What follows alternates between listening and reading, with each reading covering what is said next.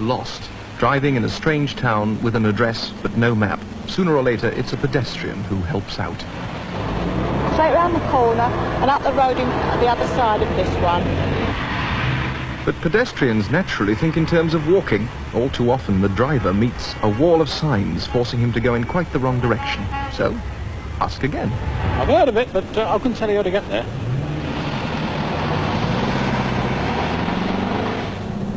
"50 yards, turn right at T-junction. 175 yards, turn left at crossroads. 200 yards, straight on at traffic lights."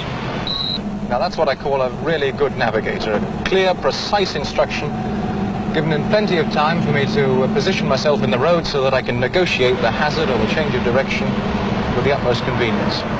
Yet here I am, completely alone in the car, and at the same time in the very best of hands.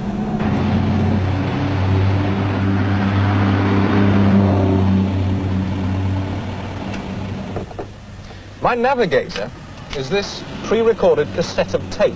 On it are all the instructions I need to find my way around this route, and if I ever use a different route, I simply use a different cassette.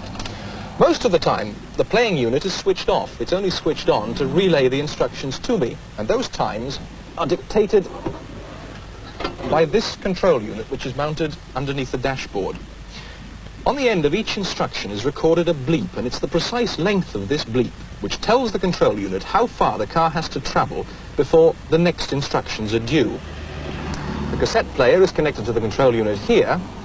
Here, the control unit is connected to the car mileometer, and as my road wheels rotate, taking me forward, this wheel on the control unit rotates. Now its revs are counted, and when that count corresponds with the information stored here from the bleep at the end of the last instruction, the next instruction is given. Now this unit will work with any make of car. All it needs to know to make sure it keeps me on the right road is the size of tyre that I'm using, and I can give it that information by clipping in the appropriate circuit board. Right, let's put the unit back together and give it another spin.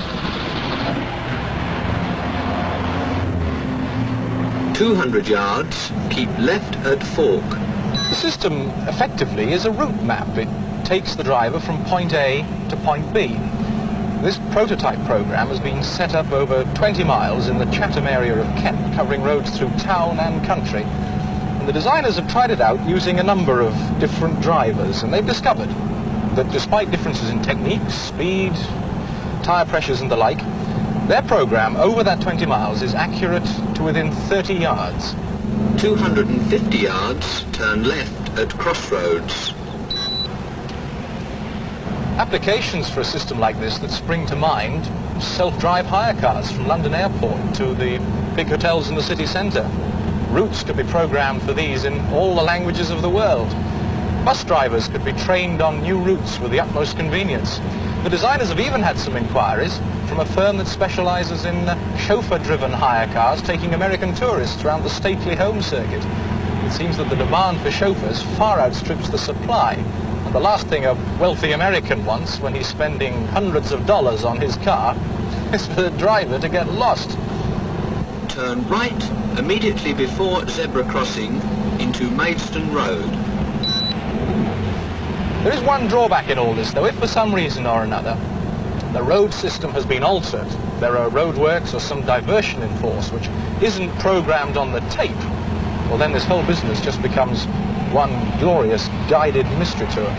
350 yards, turn right at T-junction. Turn left at crossroads. Turn right immediately before zebra crossing.